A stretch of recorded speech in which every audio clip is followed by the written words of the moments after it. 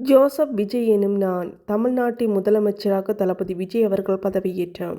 சினிமாவில் இருந்து விலகி கடந்த 2024ஆம் ஆண்டு தமிழக வெற்றிக் கழகம் என்ற கட்சியை தொடங்கி 2026ஆம் ஆண்டு ஆட்சியை பிடித்துள்ளார் தளபதி விஜய். நடந்து முடிந்த சட்டமன்ற தேர்தலில் 234 தொகுதிகளில் தமிழ் வெற்றிக் கழகம் 108 தொகுதிகளை வெற்றி பெற்று சாதனை படைத்தது.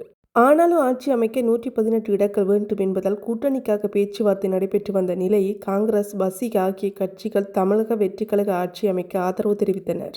இதன் மூலம் 120 இடங்கள் கிடைத்த நிலையில் ஆளுநரை சந்தித்து தனக்கு பெரும்பான்மை இருக்கிறது என்பதை விஜய் நிரூபித்தார்.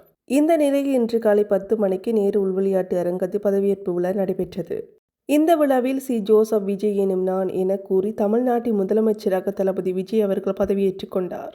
அவரோடு செங்கோட்டையன், ஆதவ் அர்ஜுனா, ஆனந்த், நிர்மல்குமார், ராஜ்மோகன், பிரபு, அருண்ராஜ், வெங்கட்ராமன், கீர்த்தனா ஆகியோரும் அமைச்சர்களாக பங்கேற்றனர்.